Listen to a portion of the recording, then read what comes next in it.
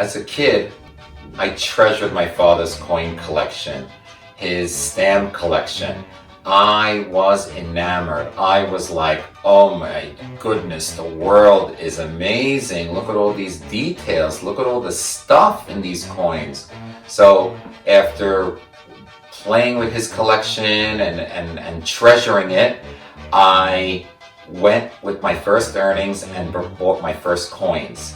And I went to the coin shop, collected those coins with a passion, and then eventually it came to me, Stephen, take your passion to a collection of jewelry. So I guess it was in the late 80s that I started creating pieces, and that's how I learned about the world. I mean, the details that are in coins, it's called numismatic art. And I kind of self-educated myself. Of course, school is great when you're growing up, but to be the only guy in my group of friends, the only father or now grandfather who knows exactly where the Solomon Islands are, where the Cook Islands are, all the original territories that were conquered by, and how they all had their own coinage eventually. I knew everything about every country. You know, it's the world. The world came to me via coins and dollar bills and all that kind of art through Brooklyn growing up. And I mean, you could tell from these world maps that the world fascinated me at such a young age. And I then became the expert on the sculptors of who carved the Queen Elizabeth portrait on the over 60, 70 years of the coinage.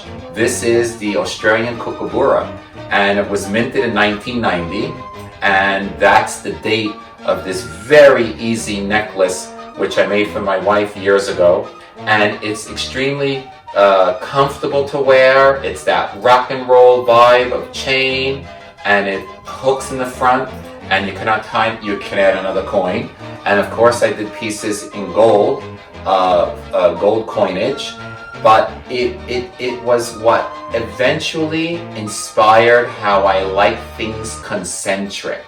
It eventually helped me with that sun ray, which I feel was inspired by the Japanese flag of the rising sun.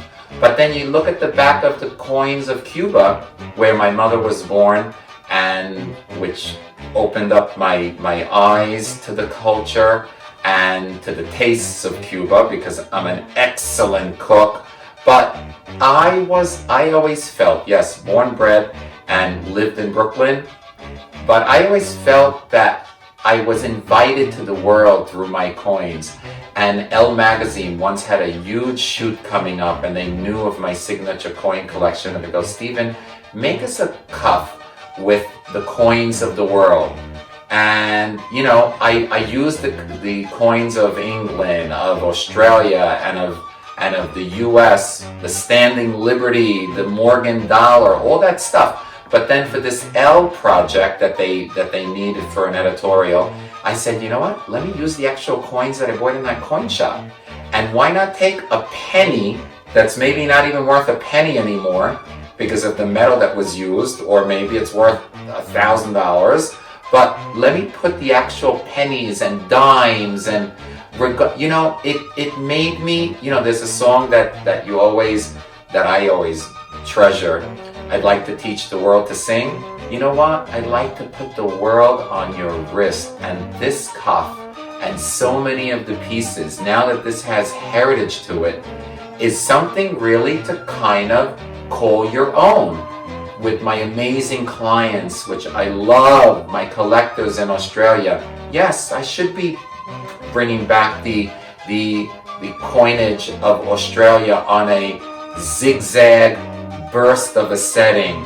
You know, the Cuban coin, is it available right now? Look, I didn't look up coins lately, but you know, even one of my editors, I knew it was her birthday and I knew she was born in Colombia, and I went and got the most perfect Colombian coin and put that on a chain for her to flaunt her birthplace.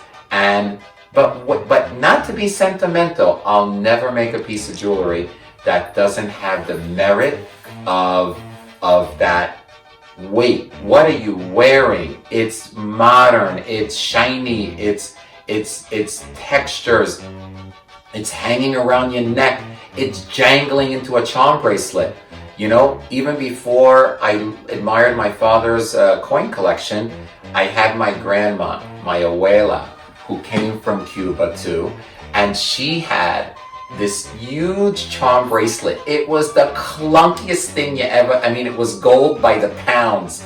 And even though all the charms were given to her by my abuelo, it was the coins of the US, the St. Gordon's, Standing Liberty, and the amount of stars and rays in those chunky, in those heavy pieces.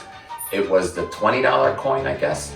But again, that was the lure of what became my vocabulary into this collection. And I made the charm necklaces with the coins in it, and the bracelets, and the ring, and the mercury dime. If you study the art in the US American dime, you'd be blown away. And you know what? I guess because I was a kid, young adult, young father, young grandpa, that I really still to this day feel that these coins have history, but something to wear and flaunt, something to be super comfortable, yet very chic and worldly. Wear the world, just wear it.